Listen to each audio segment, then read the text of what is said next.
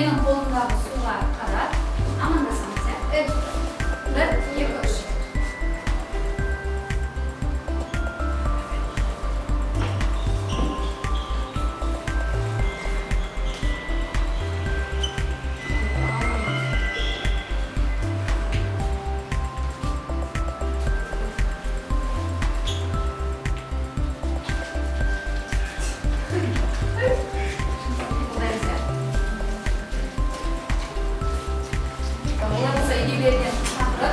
Абай ұлы ақын және ойшыл.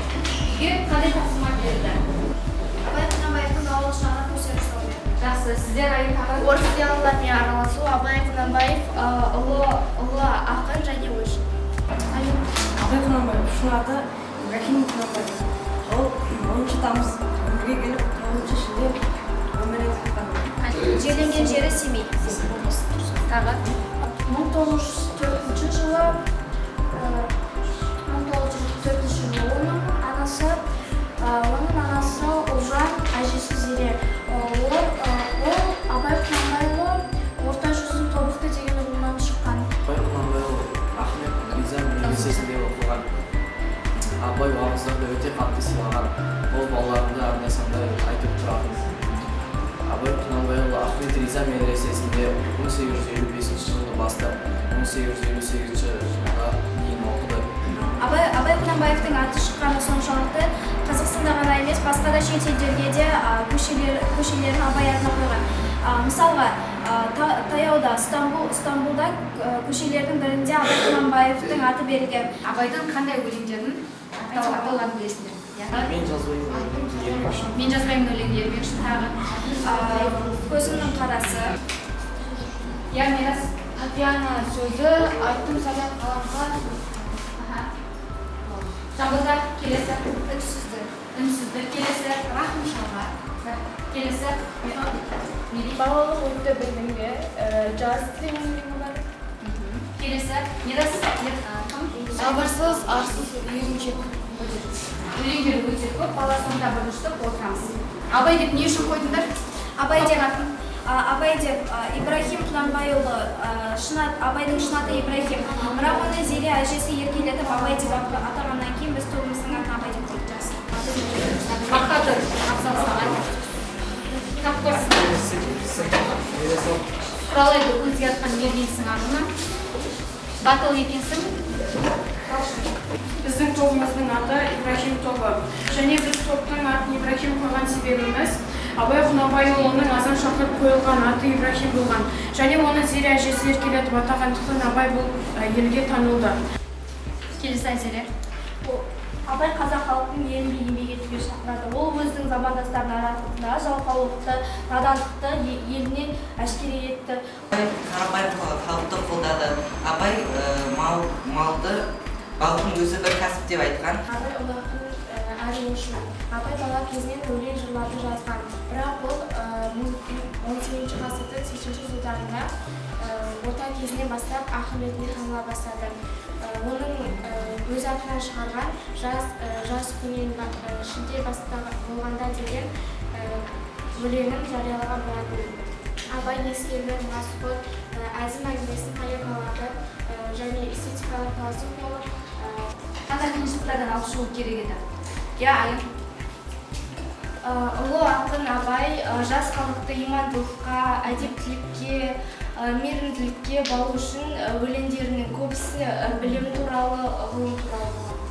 Абай қара сөздерін 20 ғасырдың екінші жартысындағы қазақ халқының болмысына зерделеген. Жақсы.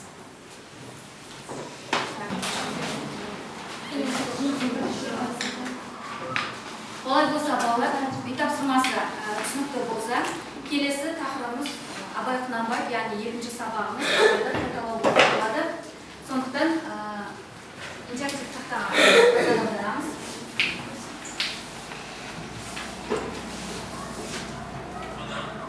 Осы сұрақтарға жауап іздейік. Абай Құнанбайұлы кім? Абай Құнанбайұлы Шығыс Қазақстан облысындағы Шыңғыс тауының баурайында дүниеге келді. Әдеби тілінің негізін қалаушы. Абай философ, сазгер, аудармашы, саяси қайраткер. Ақын Абай өмірінің қалған 20 жылын шығармашылыққа, ақындыққа арнады. Екінші, парсы және араб әдебиетінің классикалық үлгілерінің дәстүрлері. Қалың елім, қазағым, қайран жұртым деген өлеңінде жаны жаралы ақын даладағы бірліктің, тәртіптің жоқтығына, ымырасыздыққа налиды. Ақша мен билік үшін жауласу жайлы күңіренеді. Балалар, сендерге бір сұрақ қойып еді. Өздерінің бойларындағы қандай жақсы қасиеттерді атап айта аласыңдар? Еңбекшіл, жақсы. Адалдық жақсы. Ақбота, қамқорлық болса, қанағатшылдық, ералы, адалдық, досын сатпайтын. керемет, досын сатпайтын. Айсу, ақылдысың, айым, мейірімділік. Неке балалар, Абайдың қандай сөздерін алатын болсақ та, тақтаға қараймыз, 5 асыл іс, яғни талап, еңбек, терең ой, қанағат, рақым. Біз осы 5 қасиетке жақын болатын болсақ, ең бір адамгершілік бойымыздағы қасиетіміздің барлығын біз бойымызға жинай алады екенбіз. 5 дұшпан: өсек, өтірік, мақтаншақ, емшек және малшашпақ. Осы 5 дұшпаннан біз алыс болуымыз керек. Абайдың қара сөздерін айтатын болсақ, ол тақырып ауқымдылығымен, дүниетанымдық ерекшелігімен және саяси әлеуметтік салмақтылығымен көзге түсті. Сиқырлы шаруа деп аталатын сұрақтарға жол береміз. 2 топтан 2 оқушысына бір қыздан.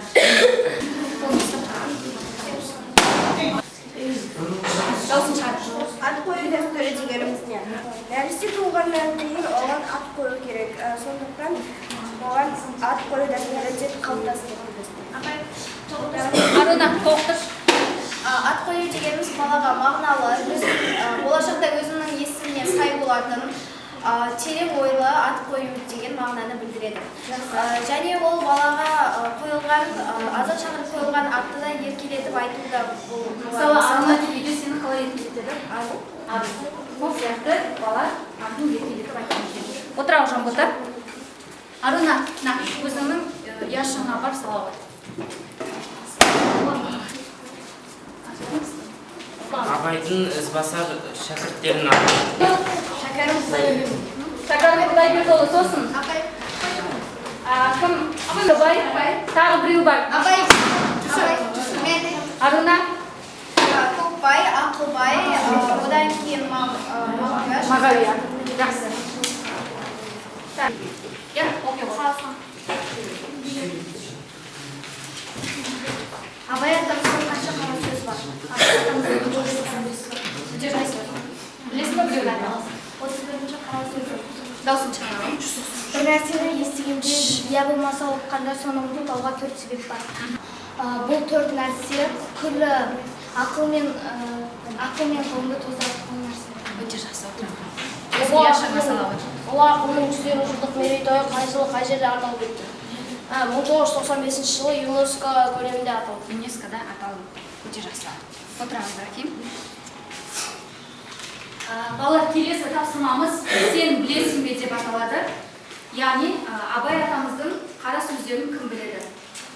Менің қолымдағы бағалауларды алып, өз ұяшықтарыңды толтыруға үлкен мүмкіндік бар. Апай өлең айтсам, Жоқ, өлең емес балалар. Қара сөздеріне. Адам баласы ата-анадан туған кезде ол өсіп, көріп, татып, көре алмайды. Өз ұяшығын толтырауы. Келесі. Ол дүние естісе, дүниедегі бар жаман мен жақсыны ажырата біледі. Және оны сондайда көп білгені, көргені болса, онда ол білімді болады. Елдер Құдайдан бала тілейді. Не үшін тілейді дейсің бе? Өйткені олар өзі өлген кезде артынан Құран оқысын дейді. Өз ұяшығыңды бағалаумен толтырауы. Жас бала анадан туғанда 2 түрлі мінезден туады. Біреу ішсем, ұйықтасам дейді бұлар. Тәннің құмары. Жақсы. Айсу. Келесі кім айтыр? Ажатын кел. Тағы айтасың ба? бір нәрсені естіген кезде оның қатты себеп бар. Әуелгі көкірегі байлауы беріп болмақ керек. Екінші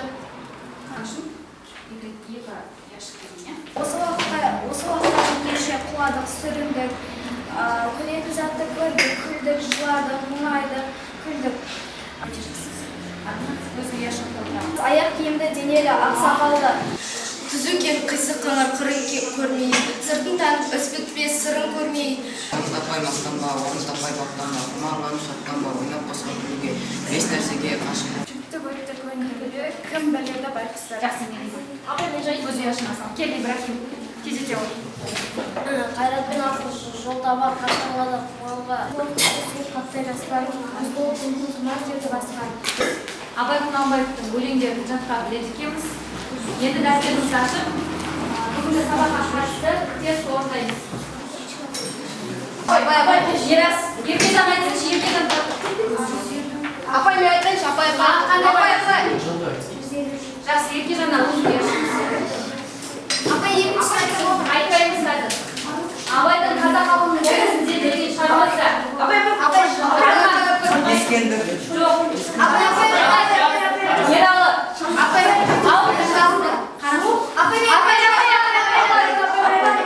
Талшын. Кел. На.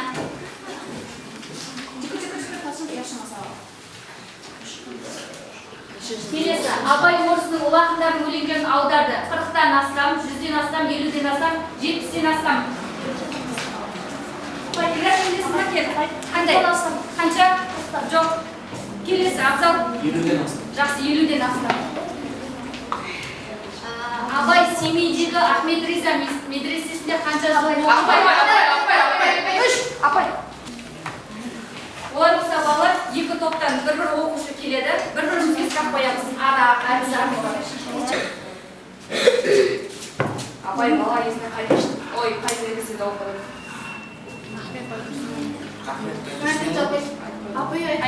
Айтпаймыз. Басқа сұрақ қоямыз қайтадан. Апайларын кемітеміз балаларды. Алихан сұрақ қой.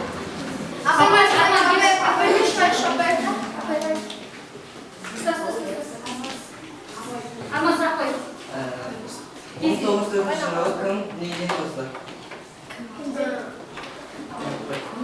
Оқымай сұрақ. Келесі Абай қаншасы жылы қай күні қай жерде қайтыс болды?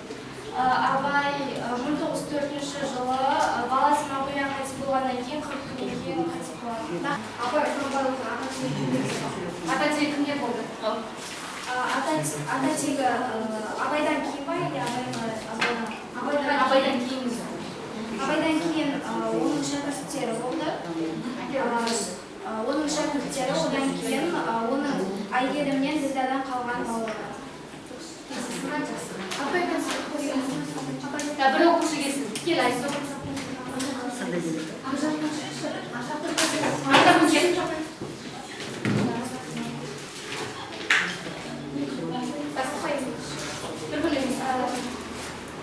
Абай Құнанбайұлы бірінші медреседе білім алудан кейін ол қай қалада, қай жерде қанша уақыт тұрған?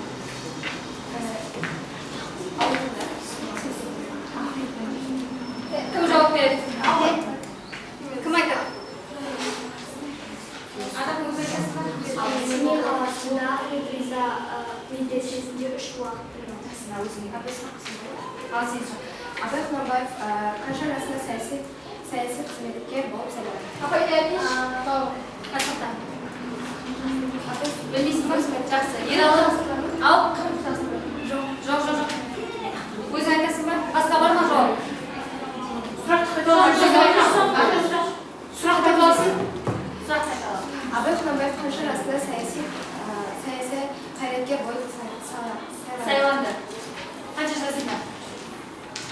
Өзің айта ма? 21 жасында. Жақсы отырамын. Олар сабалы қазір алдарына ящиктар таратам. Сол ящиктар бойынша өздерім жасылға мен бүгін түсіндім. Ортасындағы қорсыға тағы бір не білгім келеді. Өз ойларын айтып, сақсақ болады. Түсінбесек, үшінші қорсыға саламыз. Арын айтып саламыз. Мен бүгін Абайдың қай жерде туылып, қай жерде қайтыс болған, қай жерлерде білім алғанын, одан кейін қай жерде өсті, оның ата-анасы, отбасы туралы, одан кейін қазіргі Абай Құнанбаевтың атына берілген көшелер, универлер, тағы да басқа заттар туралы. Жақсы, жалпы түсіндің ба? Жақсы. Келесі. Алинұр кел. Ибрахим Кемал екі оқушыда айтылыңдар, Абайдың кеңес қарсы жерде бәрін жақсы. Алинұрда түсіндің бе? Бадой кел. Бүгін Абайдың өлеңдерін түсіндім. Жақсы, келесі. Ажархан. Маған бәрі түсінеді. Жақсы. Айзере. Бәрі жасын салып. Бәрі түсінікті болды ма? Жақсы.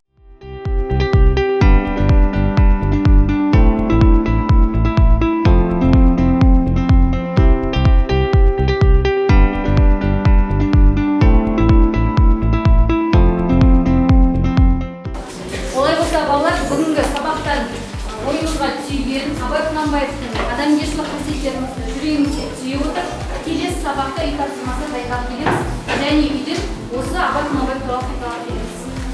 Сау болыңдар.